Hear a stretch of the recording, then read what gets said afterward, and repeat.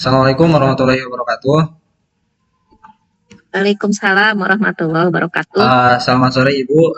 Terima kasih telah meluangkan waktunya untuk menemani saya berbincang sedikit tentang psikologi pendidikan. Sebelumnya, perkenalkan diri, nama saya Fitmi Sugrini dari Universitas Sultan Ageng Tirtayasa, Fakultas Keguruan dan Ilmu Pendidikan, Prodi Pendidikan Vokasional Teknik Mesin. Bertujuan saya di sini mengajak Ibu untuk berbincang mengenai psikologi pendidikan itu memenuhi tugas saya di mana ada tugas UTS. Di sini ada persoalan dalam sejarah pernah berkembang gagasan ekstrim di mana sebuah ideologi yang bertujuan untuk menyempurnakan kualitas manusia. Pandangan ini menganggap bahwa individu dengan keterbatasan fisik dan intelektual tidak layak untuk melanjutkan keturunan, bahkan tidak layak untuk hidup berdampingan dengan masyarakat. Nah, dari persoalan ini, saya ingin menanyakan bagaimana tanggapan Ibu terhadap anggapan bahwa individu dengan keterbatasan fisik dan intelektual merupakan beban masyarakat dan tidak layak untuk berkembang. Ya, baik, boleh saya mulai menjawabnya? Dipersilahkan. Ya, pandangan bahwa seseorang yang memiliki keterbelakangan fisik merupakan beban masyarakat dan tidak layak untuk berkembang, itu saya sangat tidak setuju ya. Alasannya, pertama, dari secara kodrat, siapa yang mau dilahirkan seperti itu gitu ya.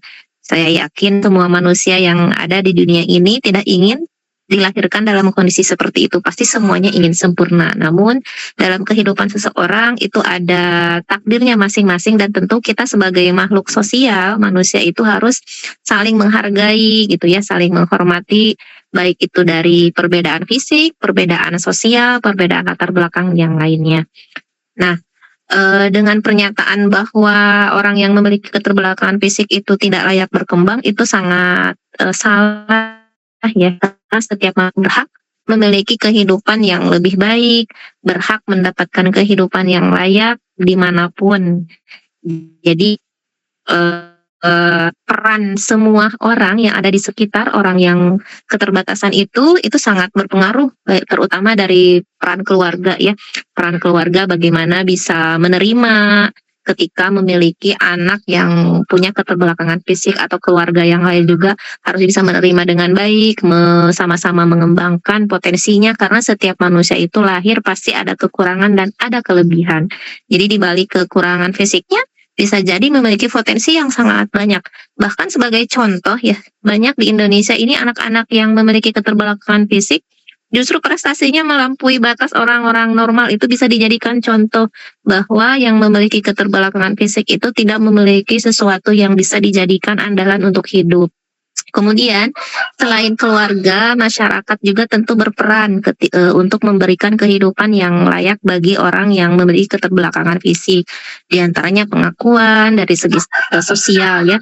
Kemudian ketika masih remaja, anak tersebut berhak mendapatkan pendidikan, berhak bersekolah.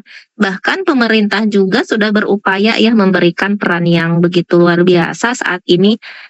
Direkomendasikan semua sekolah yang ada di Indonesia itu menyelenggarakan sekolah inklusif, artinya tidak membeda-bedakan antara siswa yang memiliki keterbelakangan atau ABK dengan siswa yang normal lainnya gitu ya, karena keterbelakangan fisik itu tidak menjadi penghalang bagi setiap anak atau bahkan setiap orang ketika menjadi dewasa itu untuk mendapatkan kehidupan yang layak. Itu menurut saya, jadi pandangan itu saya sangat tidak setuju karena pada kenyataannya kita adalah manusia yang memiliki kekurangan dan kelebihan. Yang memiliki keterbelakangan fisik belum tentu dia tidak memiliki sesuatu yang bisa menjadi dasar untuk dia untuk hidup yang lebih berarti. Itu untuk pertanyaan yang barusan. Mudah-mudahan cukup. Terima kasih Ibu, cukup jelas ya mungkin dari persoalan dan pertanyaan yang pertama. Saya lanjut ke persoalan kedua.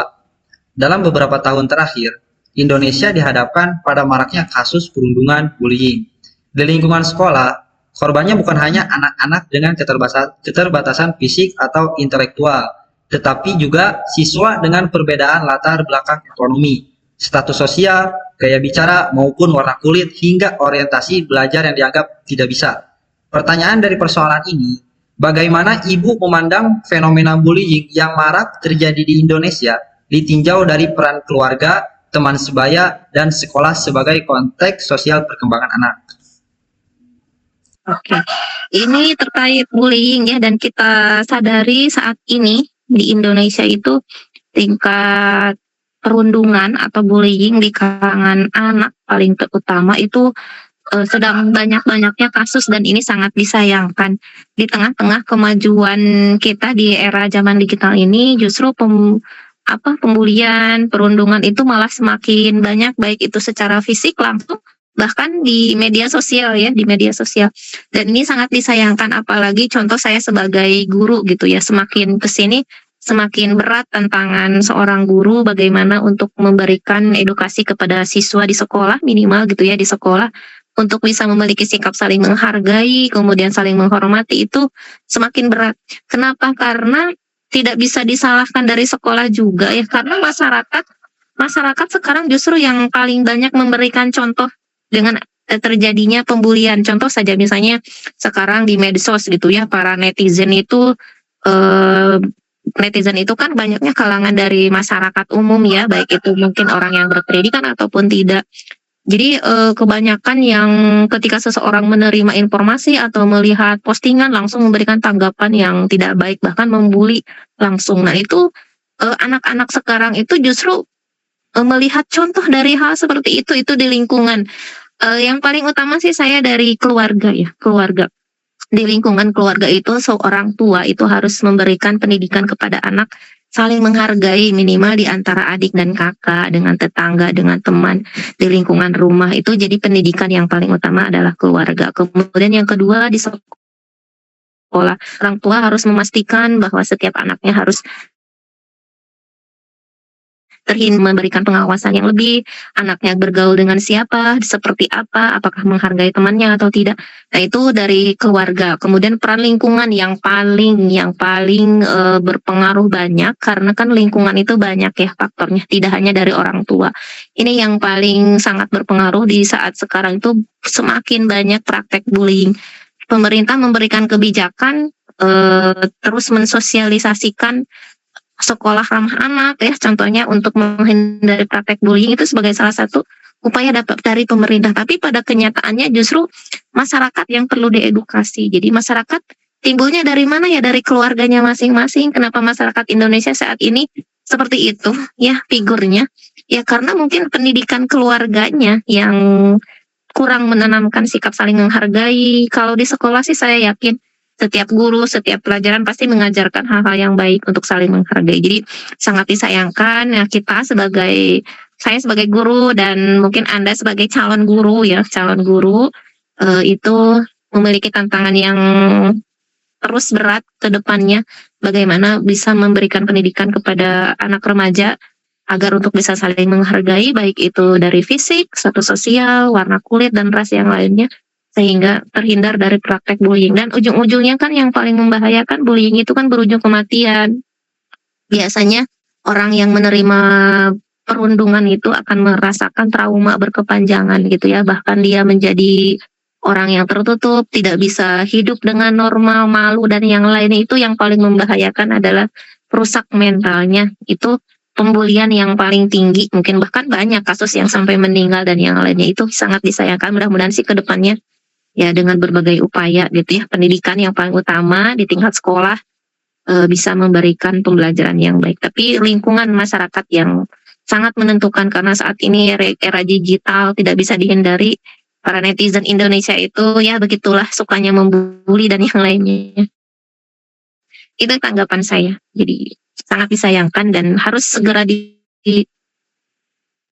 dituntaskan, dalam arti pendidikan keluarga yang harus mengerti ya, semua orang tua sekarang harus mengerti bagaimana untuk memberikan pendidikan dan pengawasan minimal ke anaknya sendiri. Itu.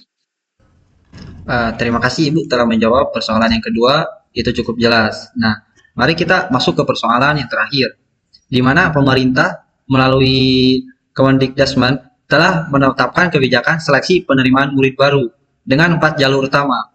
Nah, kita perhatikan dari dampak ini, ada yang siswa merasa minder masuk dari jalur afirmasi. Begitupun sebaliknya ada juga ya siswa yang masuk melalui jalur prestasi itu merasa diunggulkan.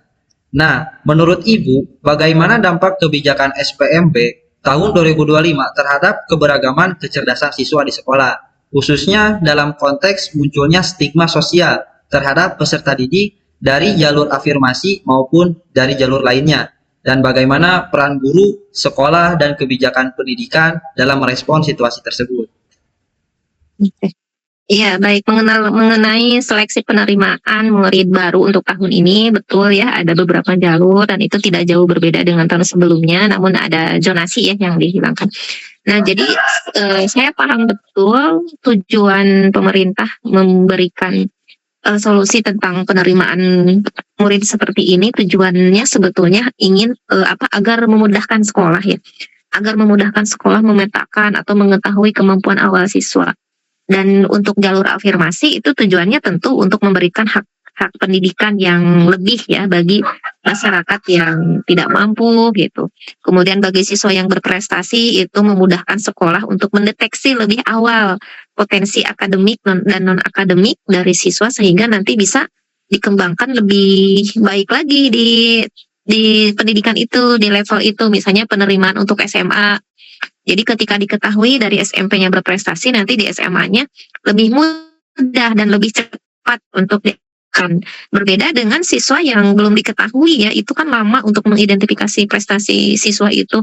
Nah, itu sebetulnya murid yang mendaftar melalui jalur afirmasi banyak yang merasa minder karena status sosialnya. Sebaliknya bagi siswa yang memiliki prestasi lebih sombong, mungkin merasa lebih unggul, sehingga muncul kasta atau misalnya geng-gengan atau ya ada apa ya kesenjangan sosial di kelas itu. Nah, mungkin untuk merespon seperti itu kalau kita ada di posisi pihak sekolah, baik itu sebagai pimpinan ataupun sebagai guru, harus berkomitmen dengan tujuan penyaringan seperti itu. Tujuannya adalah hal yang baik. Nah, bagaimana untuk mengantisipasi hal-hal seperti itu? Saya rasa perlu dalam proses pemetaan kelas, jangan sampai dipisahkan gitu ya. Ini kelas khusus yang jalur afirmasi atau ini khusus kelas siswa yang berprestasi, lebih baik dimergerkan, lebih baik dicampurkan. Jadi jangan diperlihatkan secara sistem gitu ya oleh sekolah.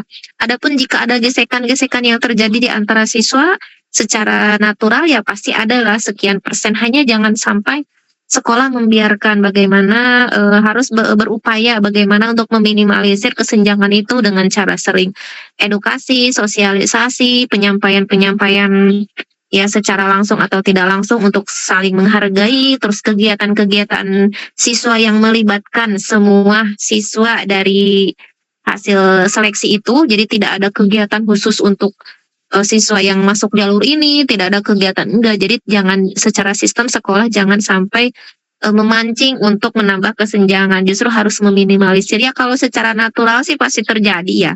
Kita sendiri misalnya kalau misalnya masuk sekolah melalui jalur afirmasi pasti ada sedikit rasa ya begitulah minder.